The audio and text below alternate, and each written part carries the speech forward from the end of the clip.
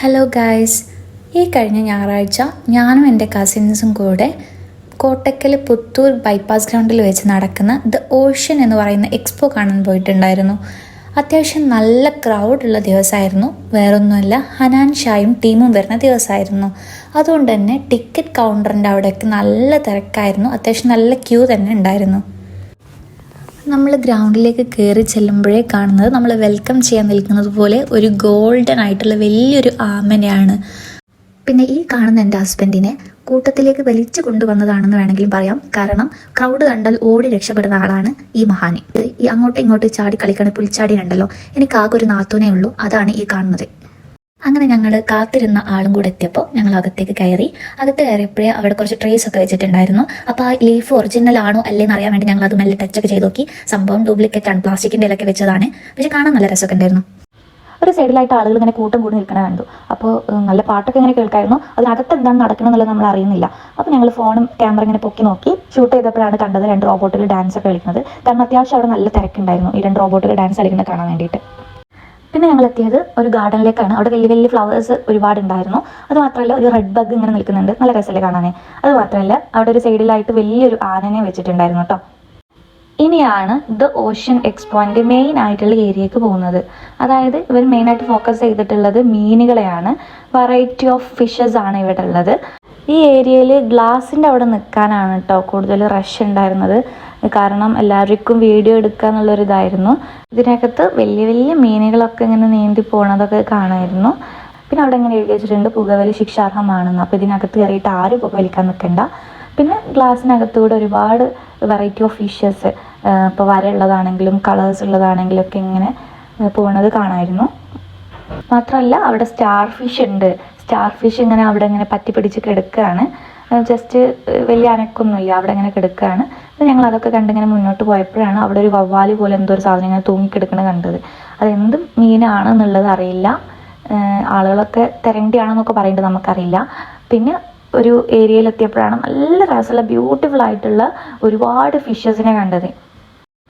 ആ ഒരു അക്വേറിയത്തിൻ്റെ ഭാഗത്ത് എത്തിയപ്പോഴാണ് നല്ല രസമുണ്ടായിരുന്നു കാണാൻ. കാരണം എന്താണെന്ന് വെച്ചാൽ അതിനകത്ത് റെഡ്, ഓറഞ്ച്, യെല്ലോ അങ്ങനെ മിക്സ് ആയിട്ട് ഒരുപാട് ഫിഷസ് അതിനകത്ത് ഉണ്ടായിരുന്നു. അപ്പോൾ ആ കാഴ്ച നല്ല രസമുണ്ടായിരുന്നു. നമ്മൾ വാട്ടർ ടാങ്കിൻ്റെ സൈഡിൽ കൂടെ മാത്രമേ പോയിട്ടുണ്ടായിരുന്നുള്ളൂ. ഇനിയാണ് നമ്മൾ ഇതിലൂടെ പോയാൽ, ഈ ടണലിനകത്ത് കൂടെ പോയാൽ നമ്മൾ തലക്കും മുകളിലൂടെ ഇങ്ങനെ മീനുകൾ പോണത് കാണാം. അപ്പോൾ അതിനകത്ത് പോകുമ്പോഴാണ് നമ്മുടെ സൈഡിൽ കൂടെയും തലൻ്റെ മേലെ കൂടെ ഒക്കെ മീനുകൾ പോണത് കണ്ടത്. ഇത് നല്ല രസമുള്ളൊരു കാഴ്ചയായിരുന്നു കേട്ടോ. അങ്ങനെ ഞങ്ങൾ മീനിനൊക്കെ കണ്ട് പുറത്തിറങ്ങി. അവിടെയാണ് തോണി, യന്ത്രൂഞ്ഞാൽ, അങ്ങനെ ഒരുപാട് റൈഡ്സൊക്കെ ഉള്ളത് ഇവിടെയാണ്. നല്ല തിരക്കുണ്ടായിരുന്നു കേട്ടോ. മാത്രമല്ല ഈ ഫുഡ് സ്റ്റോള്, അതുപോലെ ഷോപ്പിംഗ് ഏരിയകൾ എല്ലാം ഈ പുറത്ത് കിടക്കുന്നതിൻ്റെ മുന്നായിട്ട് തന്നെ ഒരുപാട് സ്റ്റോളുകൾ ഉണ്ടായിരുന്നു. ഞങ്ങൾ അവിടെ എല്ലാം കണ്ടു. കഴിക്കാൻ കുറച്ച് സാധനങ്ങളൊക്കെ മേടിച്ചിട്ടാണ് പുറത്തിറങ്ങിയിട്ടുണ്ടായിരുന്നത്. കാരണം ഇനി നമ്മൾ പോകുന്നത് ഹനാൻ ഷാൻ്റെ ടീമിൻ്റെയൊക്കെ പാട്ടുണ്ട്. അപ്പോൾ ആ ഏരിയക്കാണ്. അപ്പോൾ കഴിക്കാൻ വേണ്ടി കുറച്ച് സംഭവങ്ങളൊക്കെ മേടിച്ചിട്ടാണ് ഇറങ്ങിയിട്ടുണ്ടായിരുന്നത്. അങ്ങനെ ഞങ്ങൾ നടന്ന് പ്രോഗ്രാം നടക്കുന്ന ഗ്രൗണ്ടിലേക്ക് എത്തി. അപ്പോൾ അവിടെ ആദ്യം തന്നെ നമ്മുടെ ചെക്കന്മാർ എത്തിയിട്ടുണ്ടായിരുന്നു. അവിടെ നമ്മളെന്ത് ചെയ്യാണ്, നിലത്തൊക്കെയാണ് ഇരിക്കുന്നത്. കാരണം അവിടെ ചെയേഴ്സൊക്കെ ഫുള്ളായിട്ടുണ്ട്. പിന്നെ ഓൾമോസ്റ്റ് സെറ്റ് ആവണുള്ളൂ, കാരണം നമ്മുടെ ടീം എത്തിയിട്ടുണ്ടായിരുന്നില്ല. അപ്പോൾ ഞങ്ങളും അവിടെ ആ പുല്ലൊക്കെ ഇരുന്നു. കുറച്ച് കഴിഞ്ഞപ്പോൾ ഹനാൻ ഷായും ടീമൊക്കെ എത്തിയിട്ടോ. ഹനാൻ ഷായും ടീമൊക്കെ എത്തിയപ്പോൾ കുറച്ച് ഒച്ചപ്പാടും ബഹളമൊക്കെ ഉണ്ടായിരുന്നു. അജബാർ, അതുപോലെ ഹനാൻ ഷാ, ബെഞ്ചി ബീറ്റ്സ്, ഈജു.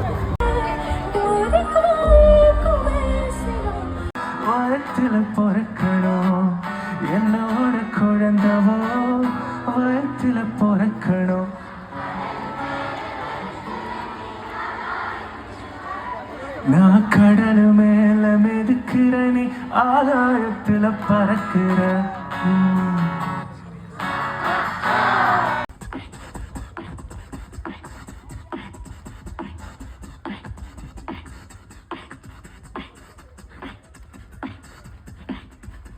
സദാചാരം കൊലപാതകമല്ലൊരു പരിഹാരം. പറയാൻ നിറയുണ്ടെന്നിരുന്നാലും മലയാളികൾ കളിയ നമസ്കാരം.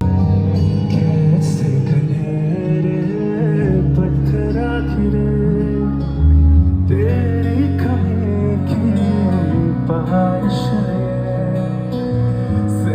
ख्वाब जो അങ്ങനെ നമ്മളവിടെ പാട്ടൊക്കെ എൻജോയ് ചെയ്യുന്ന സമയത്താണ് എൻ്റെ കൂടെ മുന്നേ വർക്ക് ചെയ്തിട്ടുണ്ടായിരുന്ന എൻ്റെ ഫ്രണ്ടിനെ കണ്ടത്. അവൾ കുട്ടിയും കൂടെ വന്നിട്ടുണ്ടായിരുന്നു.